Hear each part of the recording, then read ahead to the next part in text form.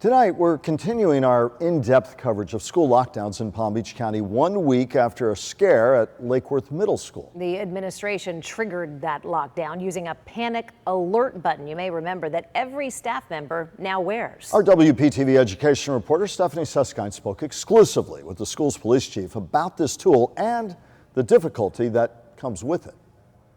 This is the panic alarm badge that all 23,000 Palm Beach County School District employees wear every single day. Now, this button right here, if an employee pushes that about 8 times, that's what can trigger a code red to lock down a school. Lake Worth Middle School locked down, students in their safe spaces after a possible trespasser on campus last week. In the end, the principal said nothing was found. When you have the ability to put the campus in a lockdown, I mean, that's a powerful tool.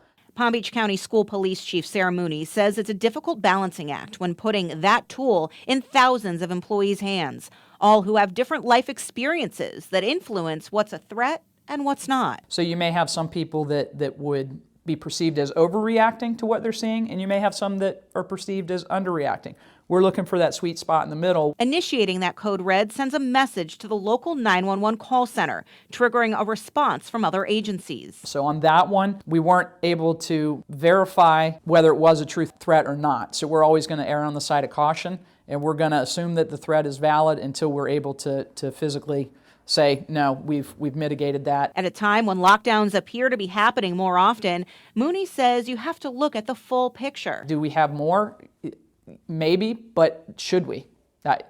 Only because of the mechanism in place to be able to initiate it, probably yes. As teachers, none of us came into this profession thinking that we were going to be the front line of defense for the students, and unfortunately that's the world that we live in. Palm Beach Central High School teacher Dr. Eric Jorgensen says he feels empowered with the panic alarm button, but knows not all teachers feel that way. He says he's used it several times to call for a staff alert, meaning help on campus. There are times where we see things happening in the courtyard or in the hallway, and we can't easily get back to our rooms to hit for assistance. Safety is top of mind for Palm Beach Gardens high school parent Mandy Ratcliffe. They found a gun on campus. There was no threat.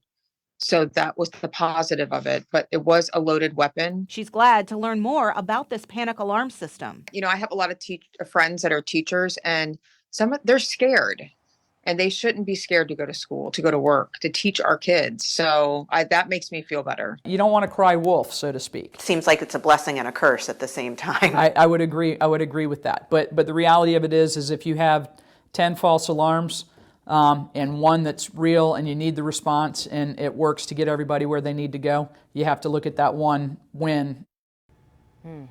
So Michael and Shannon, that's really the key point here, is that, you know, it is a learning curve, it is a balancing act, but you need that tool when it really matters. Sure. And the chief says the training is ongoing. They know there's still some fine tuning to do with this process.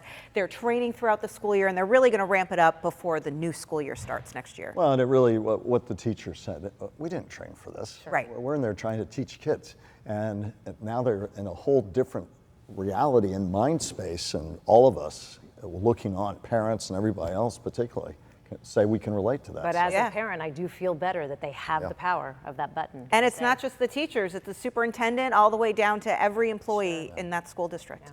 Learning together. Stephanie, thank you.